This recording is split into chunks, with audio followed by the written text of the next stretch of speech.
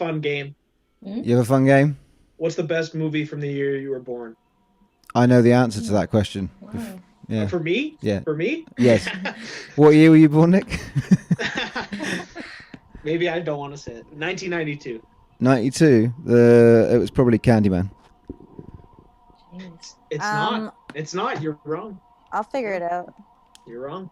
Candyman's up there though for sure. Mine is Blade Runner. Okay. Far and away. 82. 82, yeah. My year has What About Bob, so that's pretty promising. Sweet. Whoa. I think I've got The Lost Boys and Nightmare on Elm Street 3. Okay. I'd probably take So Lost Boys in Evil that. Dead 2. A lot of horror movies. Yeah. I've got Paris, Texas. I've got Stop Making Sense. Paris, Texas. I've got This Is Spinal Tap. Yeah. The Terminator. I'd take Oh, man, Paris, guys, Texas The over all Chipmunk those. Adventure. Ooh. Blood Simple. So I guess this is episode 2 of what we. I don't like the name. It's called the Time Enough Vodcast. Is it locked in? The name? It's not No. locked in. I can change it anytime. The reason it's called the Time Enough Vodcast because it sounds like the title of an episode from the Twilight Zone called Time Enough at Last. I Right? think Lucy was asking, is the cast called Locked In? No, but that's a better name. I quite like something to do with like lockdown. I was going to call it prison visit or visiting hours maybe because I went on it because I got you. I thought that Escape from Alcatraz would be a good film for us all to watch because it was the first one that was in the list of recently added in Netflix that I hadn't seen. Yeah. So I thought, why not? And then I kind of like went on a bit of a sort of prison film spiral that didn't end well at all because the one I wanted to watch straight after that was Lock Up with Sylvester Stallone, and it's not Wait. good. Don't you mean Escape Plan? That is the next one that I watched after that. Wait, but Lock Up is. Lock Up is from about 1983, I think, maybe a bit later than Okay. that, and it's just a terrible film. But it's got Tom Sizemore in it. But the best thing about Escape from Alcatraz is that the evil prison warden is played by Patrick McGoohan. I would say the best thing about Escape from Alcatraz is their prison wardrobe. Like It's did exceptional, anyone- isn't it? It's like seriously, when they go out into the courtyard, they wear like pea coats. Those peacoats, yeah, they're And beautiful. Like hipster too, because I loved Yeah, it. and then when they're Yeah. inside, it's like these really nice denim button-up shirts and khaki pants, and some of the khaki pants have kind of like a pink tone. Yeah. Like it's seriously, I just couldn't get over how snappy. And I think it may have been the debut screen feature film appearance for Danny Glover. But Patrick McGoohan though, as well as the impeccable wardrobe and the wonderful peacoats, Patrick McGoohan normally he's trying to get out, isn't he? Seeing him go around to foil their escape attempts and go around inspecting it, and like after at the end when he's like got the flower and he's just like, ah. Yeah. It broke my brain a little bit, but it was so good to see. I loved it. I loved it so much. Yeah. It's a very rewarding film, I think, and surprising. I didn't think it was going to be any good at all. I thought we would all start watching it and then just drop out halfway through and maybe lie about having seen how it ends and just decided, whatever. But it was okay. It could have been worse. I'm not going to pick the next one, though. Somebody else should do that. I think that it really is like what people are looking for when they are looking for a prison escape movie, especially because you know that it's based on a true story. That's always intriguing. I think it's funny watching, like, especially because I watched the last 30 minutes with my 6-year-old daughter, and she was getting really into rooting for them Right. to escape. And I kind of joked to her, like, wait, aren't they bad guys? Like, what are we, like, just that the game that these kinds of movies have to play where, we kind of have to forget whatever these people have done in their past and be rooting for them to escape this prison. And It's not entirely unlike Con Air, if you remember Con Air. oh, sure. And you find yourself weirdly rooting for Steve Buscemi at the end of it. And Of course. you It just reminded me of, how like Ted Bundy escaped from prison and like how people who are sociopaths have lower or like much higher thresholds for like fear.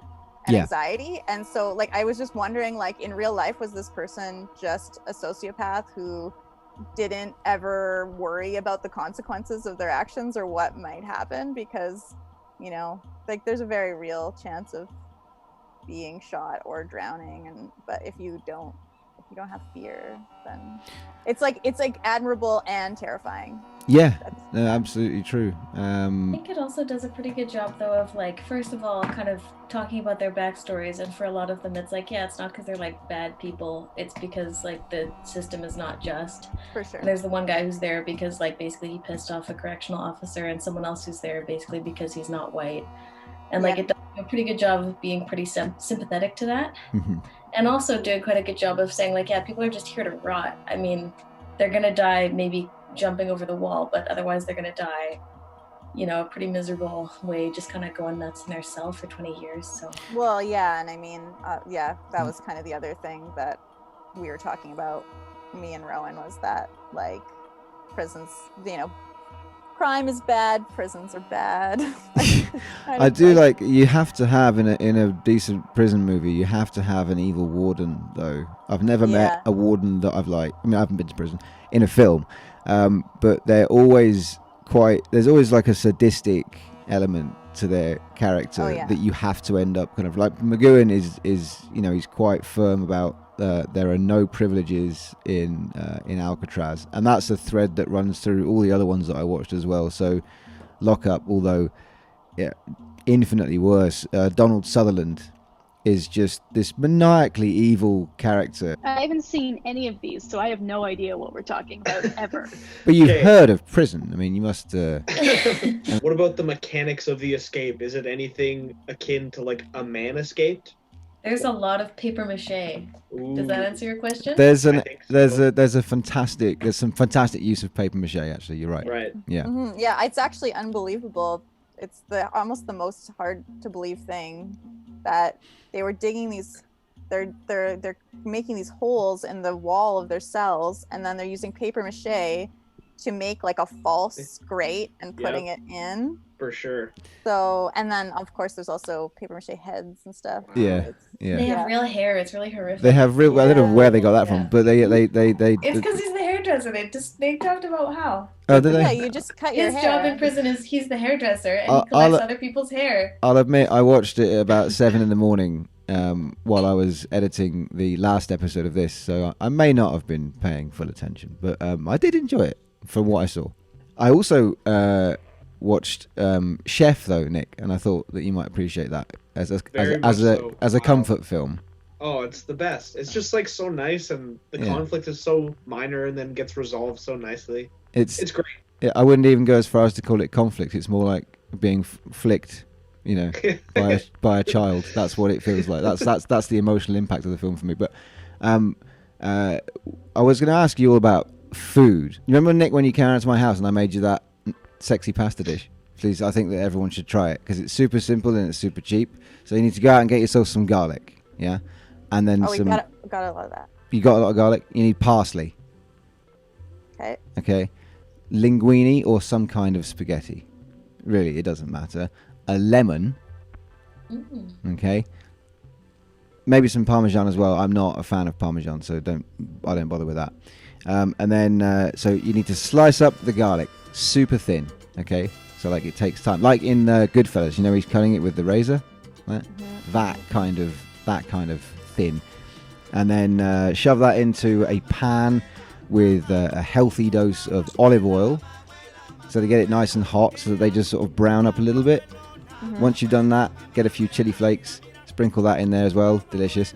And then at the same time, cook up your pasta, drain it, but reserve some of the pasta water, of course. It's a secret to any decent pasta dish. You've got to add the pasta water back in afterwards.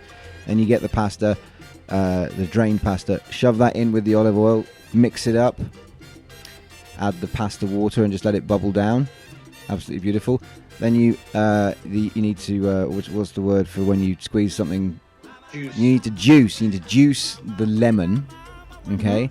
Then throw the lemon juice in there and then mix that all up. It should be nice and creamy by now because of the olive oil and the pasta sauce and the lemon juice. And then parsley straight in there. Mix that up. Delicious. And just Oh my god, it's beautiful. It's so simple. It's so simple, but it is extremely rewarding. What's that there, Talisha? Is that it? Amazing. What else has anybody else been watching? Anything? I know that you're all probably a lot busier than I am, but have you watched anything that's particularly grabbed your attention in the last few days? Yeah. Well, I mean, when you're home with a kid, it's like a very different experience. So we've been watching lots of family movies and kids movies. You say ballet movies? Ballet. Is that what you Family. said? Oh, family. Sorry, I misheard what you said. Yeah. So like we just finished the third Harry Potter novel, The Prisoner of Azkaban, and so I had set this kind of rule just when we started the books that we weren't going to watch any of the movies until we finished The Prisoner of Azkaban, because I wanted to at least. I've never read the books or watched the movies. I don't have a history with Harry Potter, and so I wanted to, even though obviously I've seen trailers for all of the movies and I know the actors and all of that, it was kind of wanting to not corrupt the vision of the book before we watched some of the movies. So I watched the first Harry Potter movie. And, I've seen that one. Yeah, I mean it's Chris Columbus, right?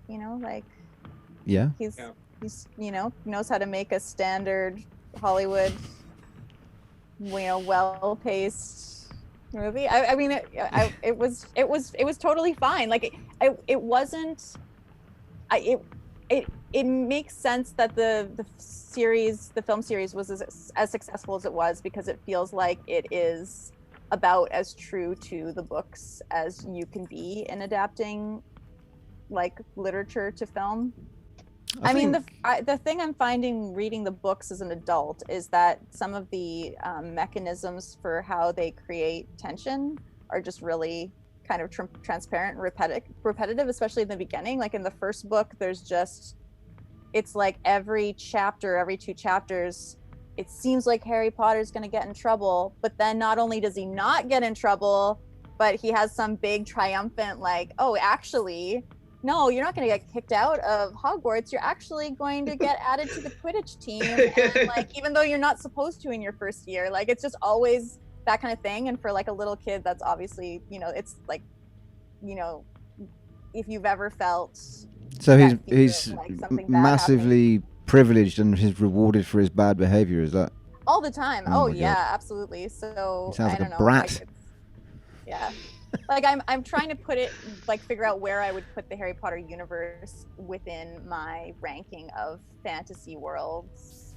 It's like, I don't know. It's not super high there yet. Like it might be parallel to Star Wars. Well, see, I guess it'd be interesting to see how Rowan takes to it, because I've never watched anyone sort of go through it.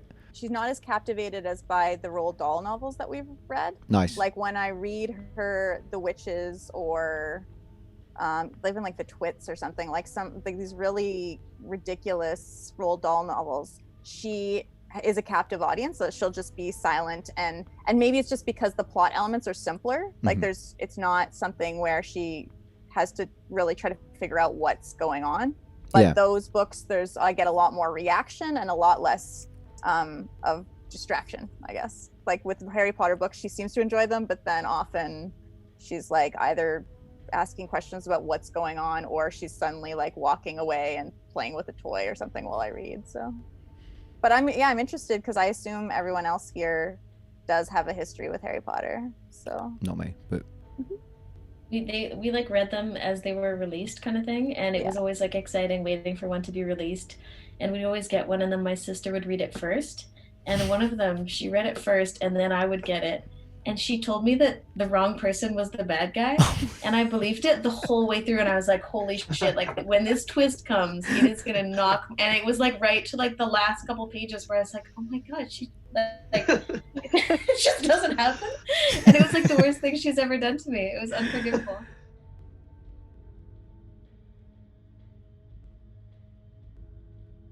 I put stuff on in the morning, and I get woken up every morning at about 6:45 by Audrey. She'll jump on me and like sit on my chest, and she doesn't sit so she gets comfy. She sits so that her paws are kind of pointing into different areas of my chest and stomach, and then she'll kind of launch off to try and because it causes me to sit up, and I'm angry because she's hurting me and she wants food. So I have to get up and then I have to go and feed her. Then I'm awake and I can't get back to sleep again. So I'll put something on immediately. So that's how I end up watching stuff like Chef.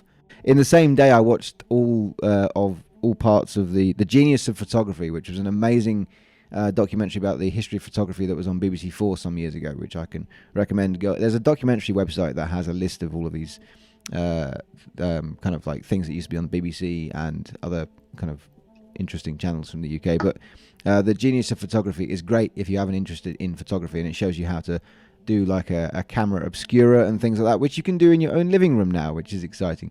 All you need is something to cover up all of your windows, which I'm sure is like the opposite of what you want to do right now.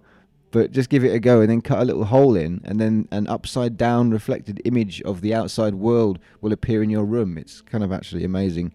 Man on Wire I watched as well. Again, I love that movie. That's fun. So good. That's a fun time.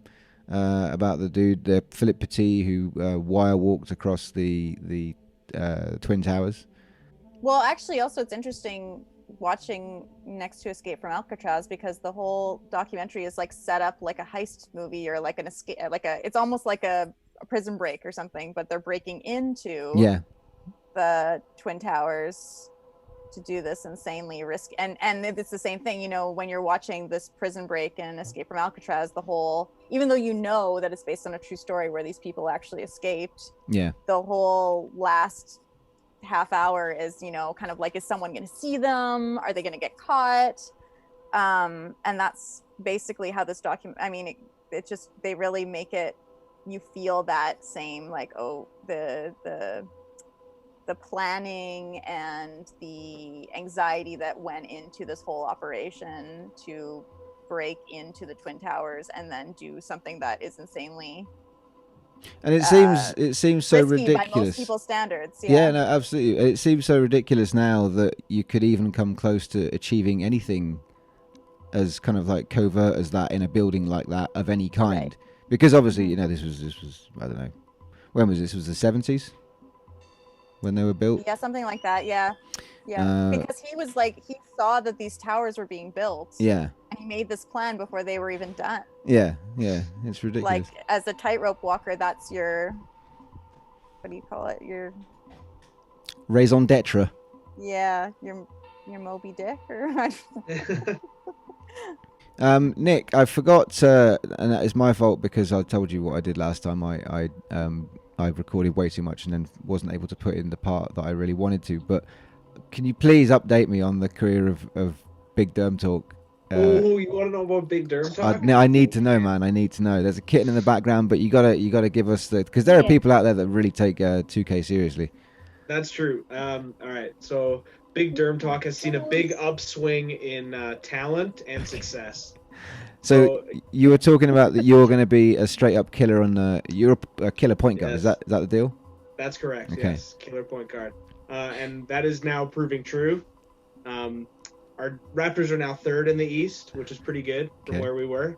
I'm starting over Kyle Lowry now, and they've given me the keys, so I get to pick like the people we're gonna sign in free agency. I get to pick the rotations and all the plays. So I'm so happy for you.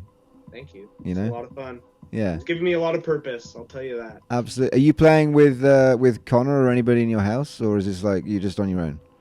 On my own. On your own. All on my own. I really would like Lucy as an avid gamer. I know. Also, I'd love for you to just crash that league. I was gonna ask, like, point guard. Like, is that like defense? Well, so point guard is generally speaking is the smaller player on the team. Magic Johnson is a very famous point guard, but he was a lot taller, right? Who else is a famous point guard? Kawhi Leonard, is he a point guard? No, he's a forward. I'm pretty much out then. Okay. Shaq, he's pretty. Shaq is not a point guard. Definitely not. See, that's the thing. I feel like if you were gonna be the basketball king, wouldn't you want to be the Shaq of the team who's like out there dunking? The basketball king. Not maybe back in the day, but these days, no, it's all about the outside game. Right. Yeah. Learning so much, eh? Yeah. Have you heard of a player called Steph Curry? Well, I Is think it- I've only heard of him because I think he dates a Kardashian. I'm not. Not I can't. real? I don't know that bit. Hmm. You know, The name is familiar, but I don't think I knew he was a basketball player. I have no interest in his personal life. I think Lucy, I once told you that instead of Kobe, we should now say Curry, but is maybe what it was. Yeah. He's the new. Oh, well, I'm gonna Anyways. Google him. Okay. Like, I've heard the name, but I'm not familiar with his work, unfortunately.